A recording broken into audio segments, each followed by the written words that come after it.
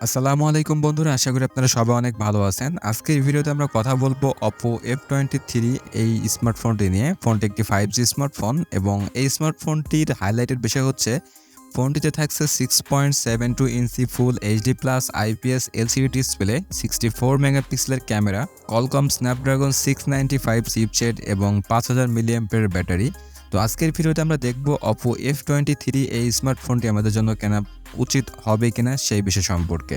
তো চলুন শুরু করি আজকের ভিডিও। তার আগে যারা কিনা এখনো ইমরান টেক বাংলা চ্যানেলটি সাবস্ক্রাইব করেন, চ্যানেলটি সাবস্ক্রাইব করে পাশে থাকা বেল বাটনটি অল করে রাখবেন। তো প্রথমে যদি আমরা ফোনটির বিল্ড কোয়ালিটি এবং এর ডিজাইন নিয়ে কথা বলি, ফোনটি খুবই সুন্দর একটা ডিজাইনে বিল্ড করা হয়েছে। আর Oppo সবসময় কিন্তু তাদের স্মার্টফোনগুলো ডিজাইনটা বেশ সুন্দর রাখে। ফোনটির ব্যাক সাইডে ট্রিপল ক্যামেরা সেটআপ রাখা হয়েছে এবং ফোনটির ফ্রন্ট সাইডে পাঞ্চ-হোল কাটআউটের মাধ্যমে ছোট্ট একটি সেলফি ক্যামেরা ইউজ করা হয়েছে। আর ফোনটিতে আপনারা সকল ধরনের পোর্টস অ্যান্ড বাটন পেয়ে যাবেন। ফোনটির নিচের দিকে আপনারা পেয়ে যাবেন 3.5 millimetre headphone jack, USB type C charging port, microphone এবং স্পিকার গ্রিল। ফোনটির লেফট সাইডে আপনারা পেয়ে যাবেন পাওয়ার বাটন, যেখানে পাওয়ার বাটনের সঙ্গে ফিঙ্গারপ্রিন্ট সেন্সরটা অ্যাটাচ করা হয়েছে এবং ফোনটির রাইট সাইডে আপনারা পেয়ে যাবেন ভলিউম আপ ডাউন বাটন এবং সিম ট্রে, যেখানে আপনারা দুইটা সিমের সঙ্গে একটা মেমোরি কার্ডও ব্যবহার করতে পারবেন। দেন এরপরে ফোনটির ডিসপ্লে দিকে লক্ষ্য করলে ফোনটিতে আপনারা পেয়ে যাবেন 6.72 ইঞ্চি full HD plus IPS LCD display এবং এই ডিসপ্লের সঙ্গে আপনারা 120 হার্টজের ফাস্ট রিফ্রেশ রেট পাচ্ছেন। তো 120 হার্টজের ফাস্ট রিফ্রেশ রেট থাকায় আপনারা ফোনটি যখন ইউজ করবেন খুব স্মুথলি ফোনটি ব্যবহার করতে পারবেন। যখন স্ক্রল করবেন বা ইউটিউব দেখবেন, এই ক্ষেত্রে কিন্তু আপনাদেরকে বেশ ভালো একটা পারফরমেন্স দিবে, খুব স্মুথলি একটা পারফরমেন্স আপনারা এখান থেকে পাবেন। এছাড়া ফোনটিতে আপনারা 680 নিটসের পিক ব্রাইটনেস পেয়ে যাবেন, যে ব্রাইটনেসে আপনারা মোটামুটি ডে লাইটে ভালোভাবে ফোনটি ইউজ করতে পারবেন, তবে ডিরেক্ট সানলাইটে গেলে একটু স্ট্রাগল করতে পারে। ফোনটি ডিসপ্লে রেজুলেশন রাখা হয়েছে 1080x2400 পিক্সেল এবং এর স্ক্রিন টু বডি রেশিও রাখা হয়েছে 20:9 রেশিও এবং এখানে 392 পিপিআই ডেন্সিটি ব্যবহার করা হয়েছে ডিসপ্লেতে। তো ওভারঅল ডিসপ্লে কালার কম্বিনেশন নিয়ে আপনাদের কোনো কমপ্লেন থাকবে না। ডিসপ্লেটা বেশ বড়সড় একটা ডিসপ্লে, যারা কোনো কন্টেন্ট ওয়াচ করে থাকেন তাদের জন্য ডিসপ্লেটা খুবই পপুলার হবে। আর এই ডিসপ্লে সিন এবং বেজেলসটা মোটামুটি মিডিয়াম বলাই চলে, তবে এর বেজেলসটা একটু বেশি রাখা হয়েছে। তাছাড়া সাইড এরিয়াগুলো মোটামুটি আমার কাছে ভালোই মনে হয়েছে। তো ওভারঅল ক্যালকুলেশন করতে গেলে ডিসপ্লেটা মোটামুটি একটা ডিসপ্লে বলা যায়। দেন এরপর যদি আমরা পারফরমেন্স সেকশন দিকে লক্ষ্য করি, ফোনটি রান করবে অ্যান্ড্রয়েড 13 এর সঙ্গে এবং এখানে কালারওয়েজ 13.1টা থাকবে।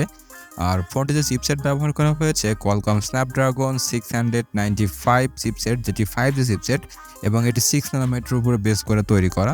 তো এই চিপসেটটা মোটামুটি আমাদেরকে ভালো পারফরমেন্স দিয়ে থাকে। আপনারা যদি রেগুলার ইউজ করে থাকেন বা হালকা পাতলা গেম খেলে থাকেন, সেক্ষেত্রে ভালো পারফরমেন্স আপনারা এই চিপসেটের মাধ্যমে পাবেন। আর ফোনটিতে আপনারা সিপিইউ হিসেবে পাবেন অক্টা-কোরের সিপিইউ, যেখানে 2.2 গিগাহার্টজের ক্লক স্পিড আপনাদেরকে দিবে, যার কারণে যেকোনো অ্যাপস ওপেনিং বা ক্লোজিং এর সময় খুবই ভালো রেসপন্স করতে পারবে। জিপিইউ হিসেবে থাকবে Adreno 619 জিপিইউ, যেটি আপনাদেরকে ভালো গ্রাফিক্স প্রদান করতে পারবে। তাছাড়া যখন আপনারা গেমগুলো প্লে করবেন, এই জিপিইউ থাকার কারণে মোটামুটি আপনারা মিডিয়াম সেটিংসে রেখে গেমগুলো প্লে করতে পারবেন, যেখান থেকে ভালো গ্রাফিক্স আপনাদেরকে দিবে এবং তেমন কোনো ল্যাগের দেখা আপনারা এখান থেকে পাবেন না। ফোনটি আপনারা পাবেন 8GB র্যামের সঙ্গে এবং 256GB স্টোরেজের সঙ্গে। এখানে আপনারা চাইলে একটা এসডি কার্ডও ইউজ করতে পারবেন।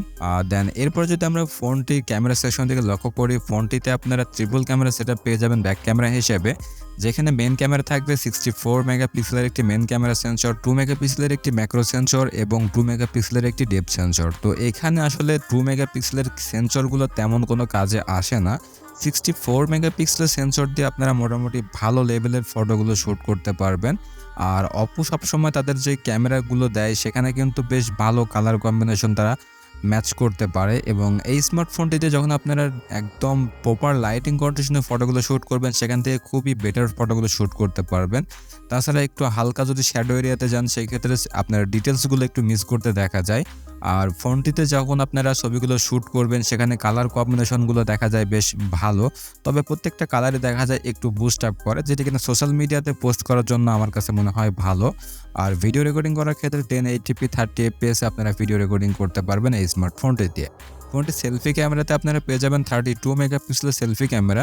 সেলফি ক্যামেরার পারফরমেন্স এখানে খুবই ভালো পাওয়া যাবে। আর সেলফি ক্যামেরা দিয়ে আপনার সর্বোচ্চ 1080p 30fps এ ভিডিও রেকর্ডিং করতে পারবেন। থাকছে। কানেক্টিভিটি থেকে লক্ষ্য করলে ফোনটিতে আপনারা সবগুলো কানেক্টিভিটি পেয়ে যাবেন, শুধুমাত্র রেডিও সেন্সর থাকবে না এবং এই স্মার্টফোনটিতে NFC সাপোর্টও থাকছে না। এছাড়া আপনারা সেন্সরের ক্ষেত্রে লক্ষ্য করলে ফোনটিতে আপনারা পেয়ে যাবেন অ্যাক্সিলোমোটো, জাইরো, অ্যাপ্রক্সিমেটলি কম্পাস সেন্সরগুলো। ফোনটির ব্যাটারির ক্ষেত্রে এখানে 5000 মিলিঅ্যাম্পিয়ারের ব্যাটারি ব্যবহার করা হয়েছে এবং 67 ওয়াটের ফাস্ট চার্জিং সাপোর্ট ব্যবহার করা হয়েছে, যেখানে 50% চার্জ করতে মাত্র 18 মিনিটের মতো সময় লাগবে এই স্মার্টফোনটির জন্য। আপনারা এই স্মার্টফোনটি দুইটা কালারে পেয়ে যাবেন, একটা পাবেন কুল ব্ল্যাক এবং আরেকটা পাবেন বোল্ড গোল্ড। এই দুইটা কালার আপনারা এই স্মার্টফোনটি পেয়ে যাবেন। তো এখন কথা হচ্ছে ফোনটির ক্যালকুলেশনের ব্যাপার।